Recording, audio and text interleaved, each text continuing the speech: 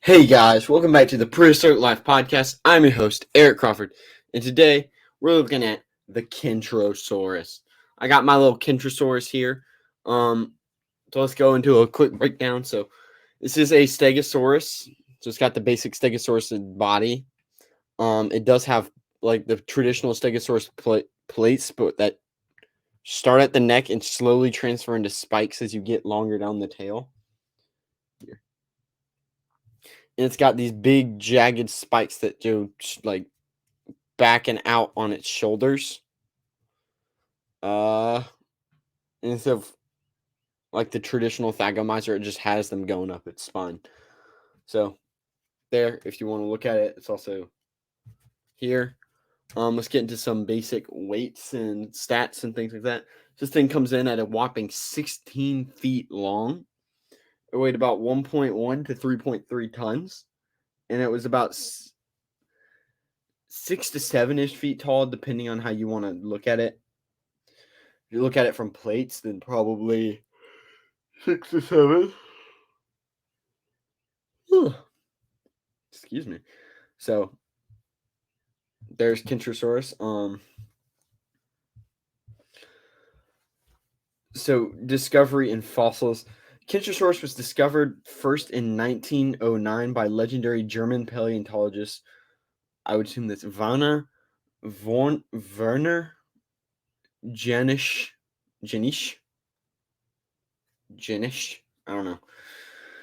He was behind the discovery of many of the Tanzanians now known famous dinosaurs, including Giraffa Titan, a Brachiosaurus, which for decades was believed to be Brachiosaurus, and was reconstructed. And most reconstructions are in fact based on Giraffa Titan. On one of his many trips to the Tetegru Formation in Germany, in the German colony of Tanganiki, he discovered more dinosaur fossils, including some which were recognized as belonging to a Stegosaurus. In 1915, another German paleontologist called Edwin Hienig looked over the fossils and officially described them. He named them this new dinosaur Kentrosaurus aethiopsis, spiked lizard from Africa. So, if you're wondering what Kentrosaurus means, it means spiked lizard from Africa. Hienig, however, would later destroy any credibility which he was once had by joining the Nazis. Okay, that sucks. He joined the Nazis, put him in charge of the University of Tübingen, where most of the Kentrosaurus fossils were once held. And because of his buying into Nazi creed, never had the fossils secured. As a result, many of the fossils were accidentally destroyed by Allied bombing during the Second World War. So, yeah, that's about the story of a lot of stuff, including Spinosaurus. But I think we found Kentrosaurus back more traditionally because I don't hear any argument about what it looked like and all that. So I'm going to guess that we found slightly more fossils. Many Kentrosaurus fossils have been found over the years. After Jenisch's original finding, more and more of their fossils were found. Yep, between 900 and 1,200 bones were found in the Tetegru fossil site. While no complete specimens were found, there were enough bones to create two composite specimens. Unfortunately, the bombing of the museum meant that most of the fossils were lost or destroyed. Although over 350 fossils did survive, for years a brain case was thought to be lost, but fortunately found in the basement cupboard decades later. The abundance of fossils have allowed paleontologists to make informed guesses about how Kentrosaurus lived. So this is yet another whatchamacallit. This is another victim of bombings during World War II. Oh, it's also a herbivore. It was found some in North America, Africa, Asia, and Europe. It's a medium herbivore. It is a Stegosaurusian. It lived in herds. It lived in forest/jungle/plains. We don't actually know, in forest plains-ish. Beak-like face, and it was taller and narrower than the Stegosaurus. Well, it wasn't taller. It was actually smaller. But it was narrower than the Stegosaurus, and it lived 150 to 155 million years ago. Some confusion. As with many cases in paleontology, a second species was originally assigned to Kentrosaurus in 1993. Originally discovered in 1915, a Stegosaurus from the U.S. was given the name Stegosaurus longus spinus in 1914, and the reclassification in 1913 as a new species of Kentrosaurus. This was the case until 2016, although assigning it as a Kentrosaurus was always controversial when it was separated into another genus, Alcovosaurus, in 2019. It was again reassigned the species of Miragaia. This has not been the only confusion surrounding Kentrosaurus, although in retrospect, it was clearly a non-issue. A genus related to Triceratops that was named Centrosaurus in 1904, and there were worries that this would go against naming convention.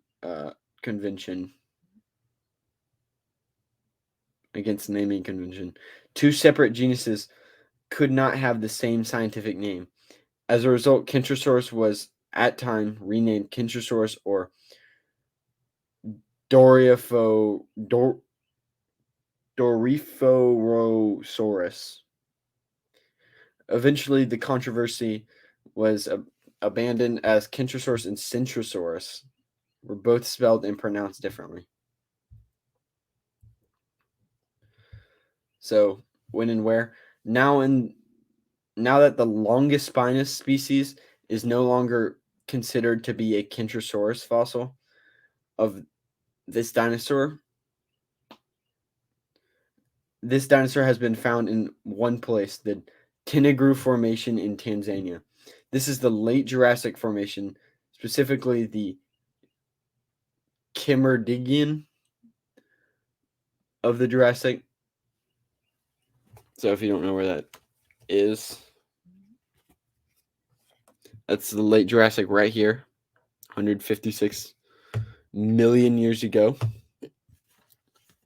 That's it right there. Where was I? Of the Jurassic, during a time when the Stegosaurus were at their height. Stegosaurus would last until the early Cretaceous, with Weyerhaeusosaurus from Cretaceous China possibly being the last genus. But that would long past their heyday. Kentrosaurus was found around 157 million years ago to 152 million years ago, than the time in the Jurassic where some of the most iconic dinosaurs lived. So again, that's just kind of restating where they lived. So here's the biology. If you imagine Stegosaurus, then you can imagine the basic body structure of Kentrosaurus. Unlike Stegosaurus, Kentrosaurus only had the iconic plates on the front half of its back. Also, instead of using the spikes called thagomizers at the end of its tail, Kentrosaurus had long spikes running down the second half of its back down to the tail. It also had a pair of spikes coming from its shoulder. Originally, the shoulder spikes were thought to be hip spikes, but the later discovery of similar Chinese stegosaurus like Hagengosaurus and Togigenosaurus revealed it to be shoulder spikes. The tail of Kentrosaurus was very flexible, meaning that it could use these spikes as a formidable weapon, whether against predators or rival. Predator or rival. Years ago, it was believed that Kentrosaurus would back into enemies like a porcupine, but that was based on older models. Newer reconstructions reveal that Kentrosaurus was a much more mobile animal, so it would swing its tail, potentially at a staggering 50 kilometers per hour or 31 miles per hour. Jesus, these things are truly impressive. So it's not just hitting you, it's hitting you, piercing you, and sending you flying. However, these spikes were fairly thin for a stegosaurus, so were actually at greater risk of bending compared to others, like the spikes of a stegosaurus. So, probably a good chance that whenever it hit you, it bent and it kind of stayed just inside of you a little bit. This description of Kentrosaurus was first erected in 1925 based on what was then known about Stegosaurus, a sprawling, slow creature that dragged its tail along the ground. However, this is now seen as inaccurate, and Kentrosaurus instead would have held its tail above the ground, held its neck in a more erect position, and did not walk in a sprawling position. Kentrosaurus was instead a more active and flexible animal.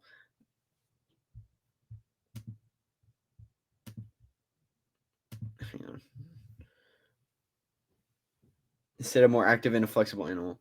This has led Brian Swiddick to hypothesize how Kentrosaurus had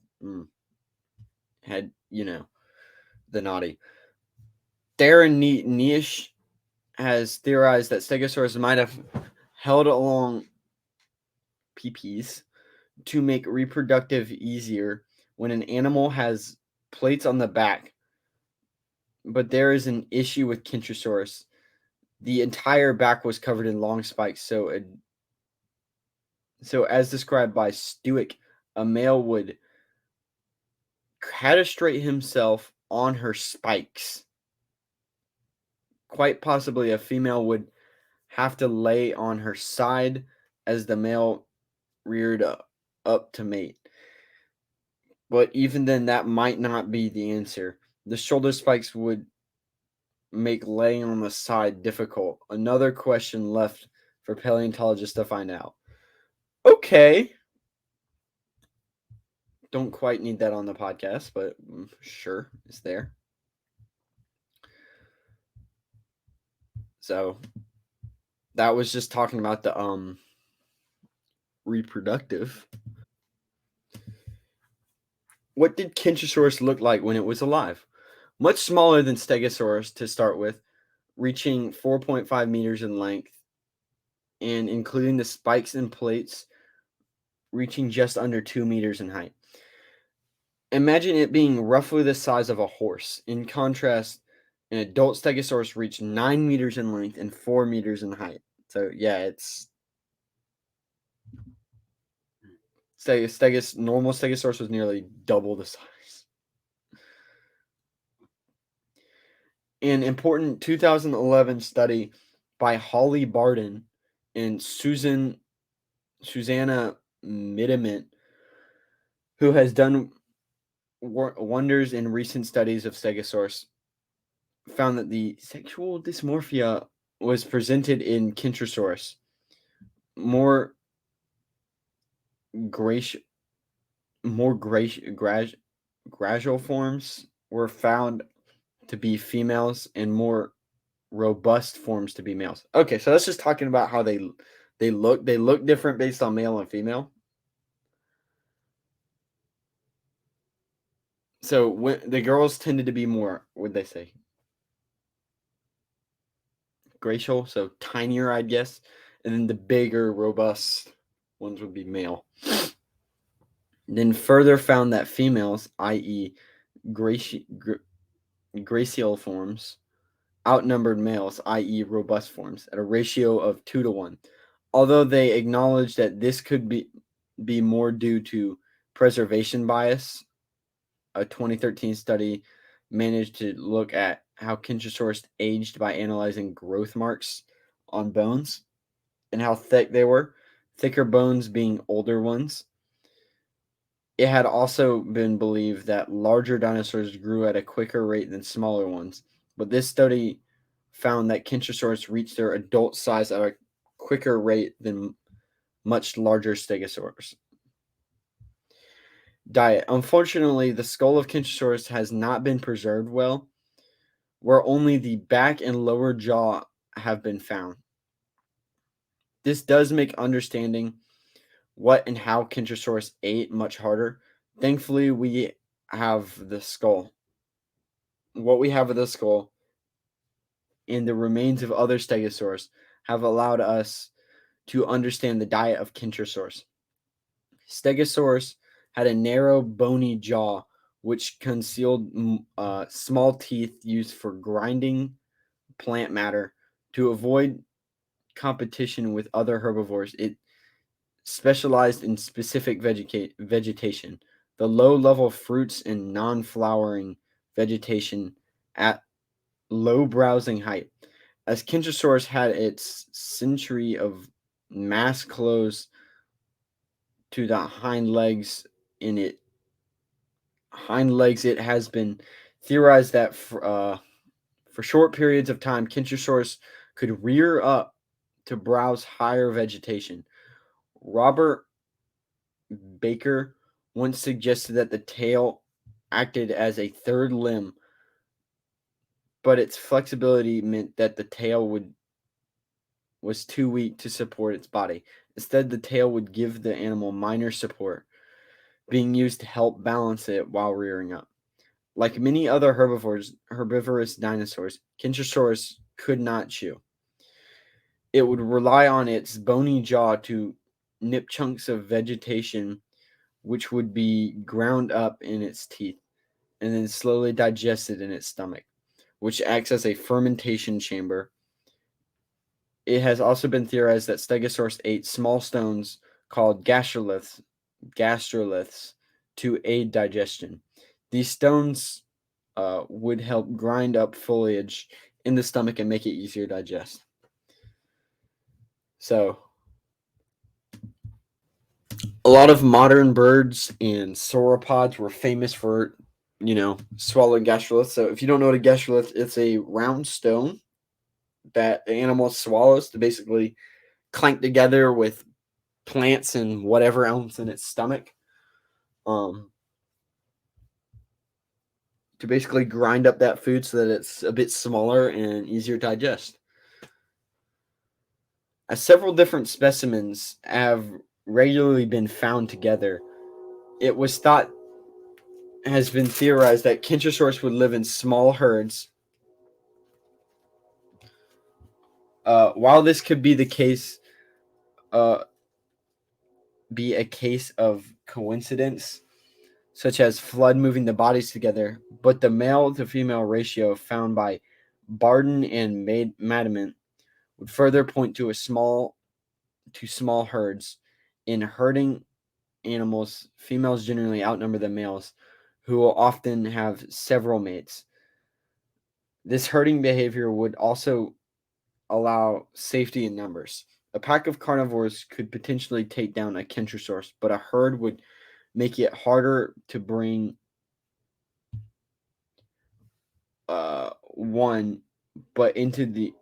one out into the open to be taken down.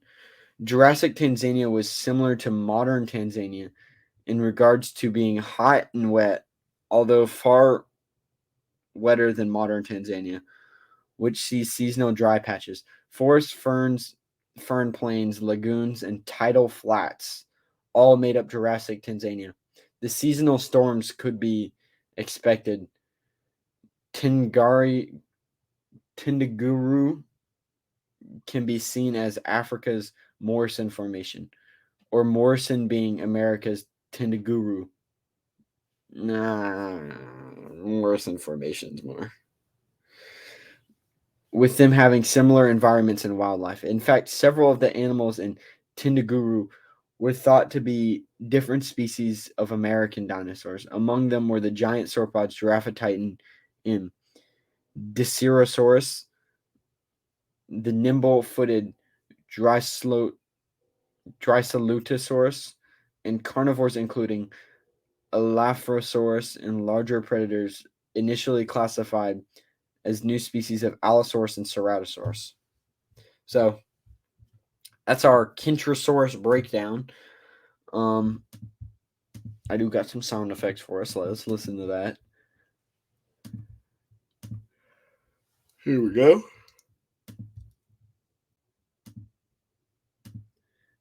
Please kind of bear with me on the accuracy, but I'm sure it would sound similarly accurate. So let's go ahead and play this.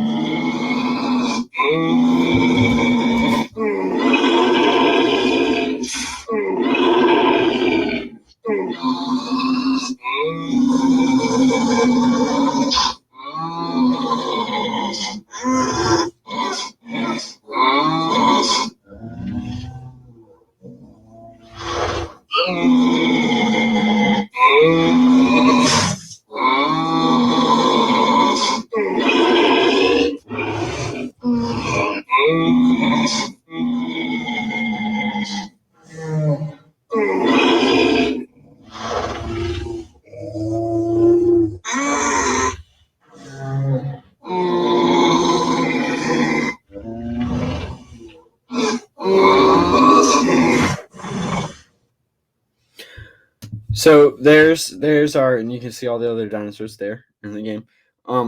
That is our Kentrosaurus. Look in on what they sounded like.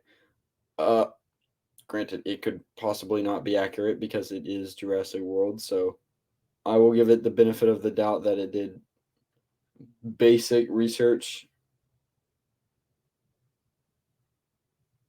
So, all right, so that is Prehistoric Life Podcast. Remember, if you want to see these amazing creatures, because I'm sure somewhere in America we got a Kentrosaurus hidden away in the back somewhere, go check out Dinosaur Trips. He'll take you on really cool trips, hence the name, where you get to go see these amazing creatures in museums. You get to go behind the scenes and even does actual dinosaur digs. So go check him out. He's worth it. And tell him Prehistoric Life sent you, and he'll give you $250 off your tickets. And again, that is Dinosaur Trips. If you want to see his Instagram account, I will pull that up real fast. Give me a moment. Here we go. Here is his Instagram account. Yay, it didn't load. It's loading. Hang on. There it is. So there's his Instagram account. So please go check that out. He has a lot of amazing content. While you're checking out Instagram accounts, you should probably check out mine because that's where I post everything. In fact, gotta reload it. Sorry, guys.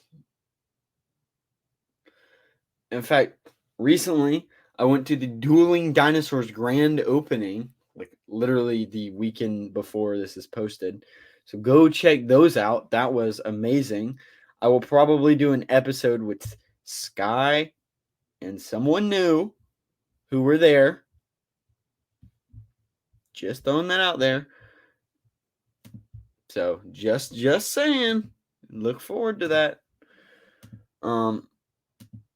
And if you want to see my content a little bit earlier, I try to post everything a bit 2 days-ish early on YouTube. So go check out my YouTube channel, Prehistoric Life Podcast. And if you want all of that in one lovely location, go to my website, Prehistoric Life Podcast.